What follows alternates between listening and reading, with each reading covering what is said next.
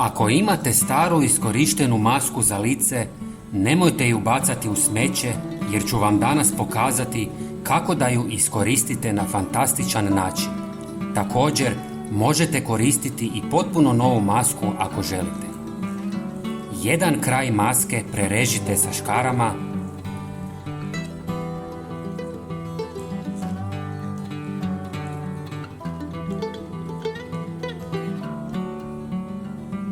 a elastičnu špagicu odrežite i sačuvajte za kasnije.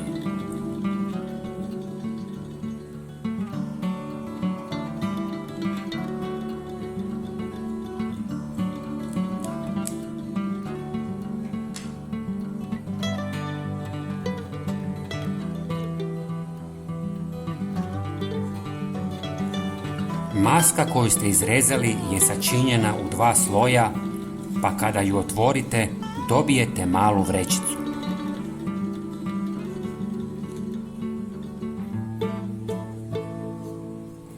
Zatim limun narežite na manje komadiće,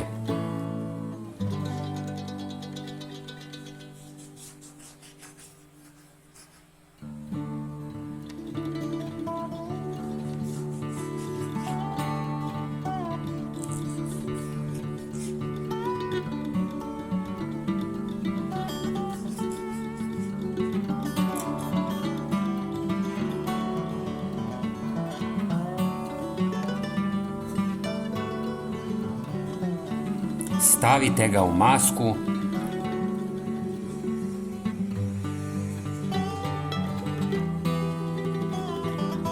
i zavežite sa elastičnom špagicom tako da limun ne može ispasti van.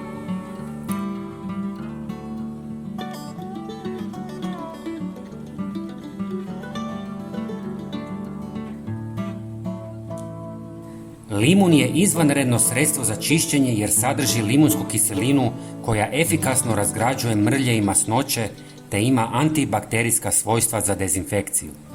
Njegov osvježavajući miris prirodno neutralizira neprijatne mirise, čineći WC prostor svježijim nakon čišćenja.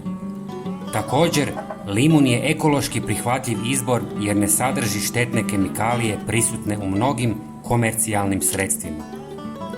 Otvorite kotlić od školjke i objesite masku sa limunom. WC će biti čist i mirišljav. Promijenite vrećicu svakih 5 dana. Dragi prijatelji, ako vam je ovaj video bio koristan, podijelite ga sa svojim prijateljima i pretplatite se na naš kanal. Hvala vam puno. Pozdrav!